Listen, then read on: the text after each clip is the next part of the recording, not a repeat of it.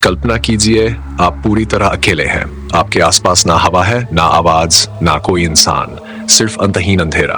आपका स्पेसक्राफ्ट धीरे धीरे अंतरिक्ष के उस हिस्से में प्रवेश कर रहा है जहां रोशनी तक जाने से डरती है।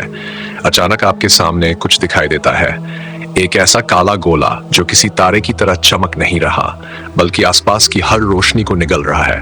और तभी आपके स्पेसक्राफ्ट के अलार्म्स बजने लगते हैं। ग्रेविटी बढ़ रही है, समय धीमा पड़ रहा है और आपको एहसास होता है कि आप ब्रह्मांड की उन जगहों के करीब पहुंच चुके हैं जहां से वापस लौटना लगभग नामुमकिन है। आज हम अंतरिक्ष की उन 10 जगहों की यात्रा पर निकलेंगे जिन्हें वैज्ञानिक भी ब्रह्मांड की सबसे डरावनी जगहों में गिनते हैं।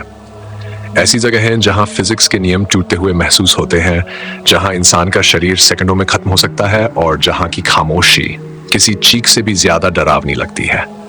हमारी यात्रा शुरू होती है एक ऐसी जगह से जिसका नाम सुनते ही वैज्ञानिकों की धड़कनें तेज हो जाती हैं। Black hole. ये कोई साधारण ऑब्जेक्ट नहीं है, ये अंतरिक्ष का ऐसा राक्षस है जिसकी ग्रेविटी इतनी शक्तिशाली होती है कि रोशनी तक उससे बच नहीं सकती। कल्पना कीजिए आप उसके करीब जा रहे हैं। शुरुआत में सब सामान्य लगता है, लेकिन धीरे धीरे स्टार्स मुड़ते हुए दिखाई देने लगते हैं। स्पेस खुद मुड़ रहा होता है और फिर एक पल आता है जब आपका समय बाकी ब्रह्मांड से अलग चलने लगता है।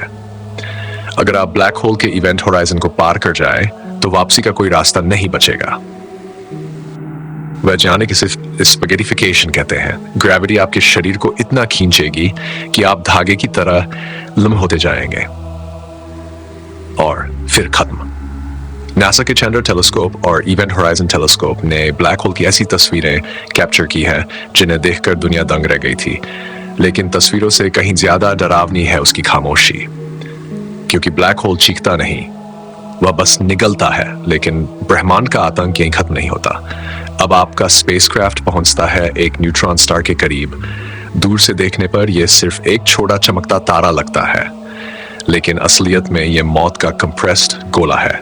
न्यूट्रॉन स्टार्स तब बनते हैं जब विशाल तारे एक्सप्लोड होकर कोलैप्स हो जाते हैं। उनका मास इतना ज्यादा होता है कि एटम्स तक टूट जाते हैं। इमेजिन कीजिए सिर्फ चीनी के एक टुकड़े जितना न्यूट्रॉन स्टार मटेरियल पृथ्वी पर अरबों टन वजन का हो सकता है।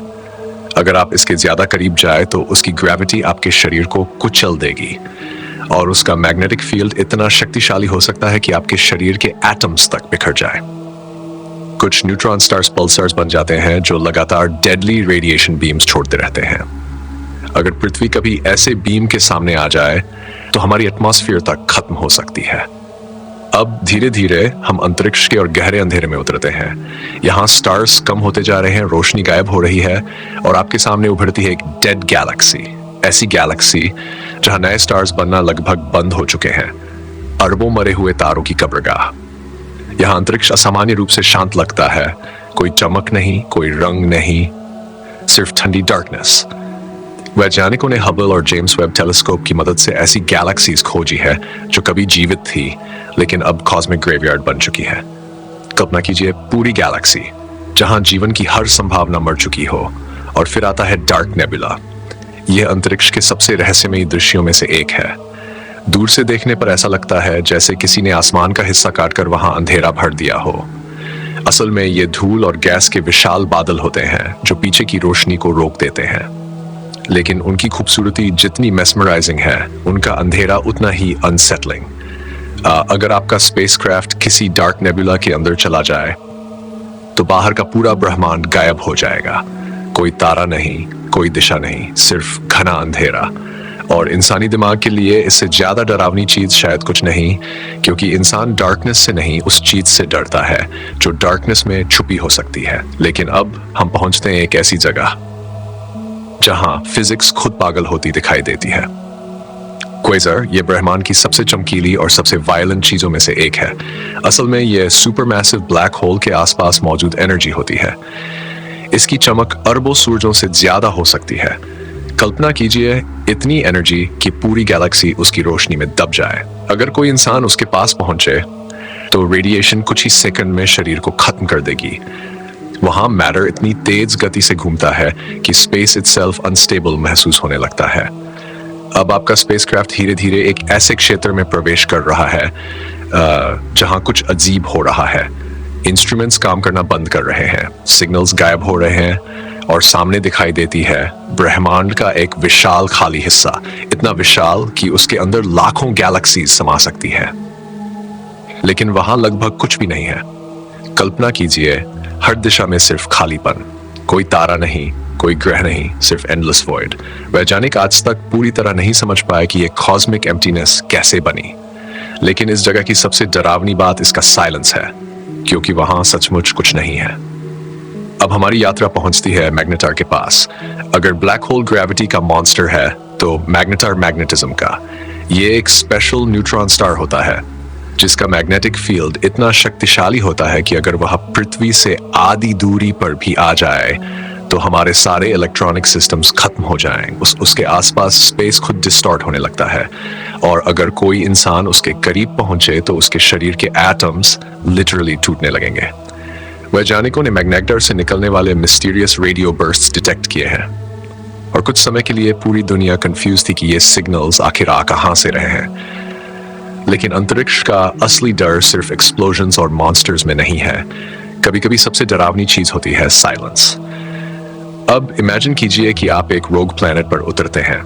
ये ऐसा ग्रह है जो किसी तारे के आसपास नहीं घूमता, यानी वहां कोई सूरज नहीं, कोई सुबह नहीं, कोई रोशनी नहीं, सिर्फ फ्रोजन डार्कनेस।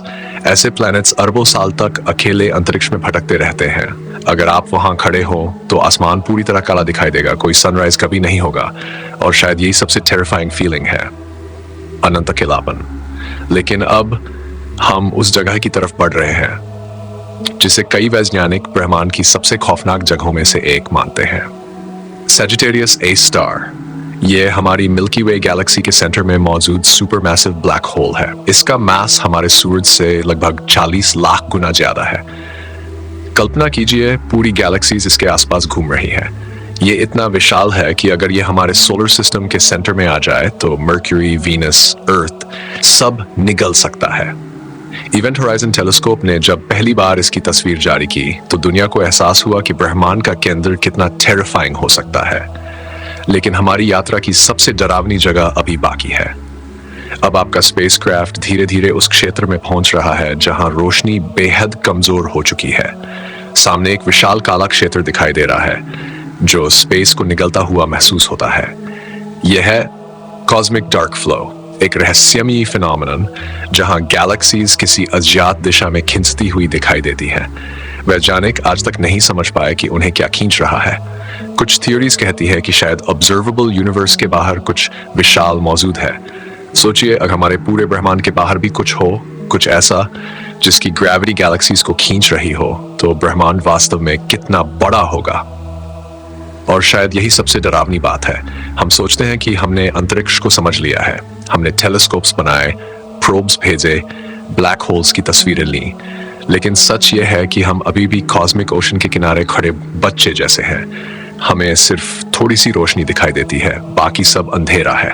और उस अंधेरे में क्या छुपा है, शायद हम कभी पूरी तरह जान ही नहीं पाएंगे। जब अगली बार आप रात में आसमान की तरफ देखें तो सिर्फ चमकते तारे मत देखिए।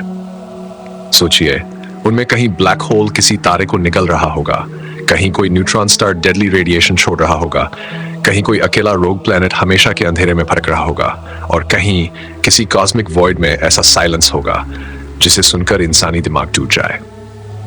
ब्रह्मांड खूबसूरत जरूर है, लेकिन उसकी खूबसूरती के पीछे छुपा डर शायद इंसानी कल्पना से भी ज्यादा गहरा है।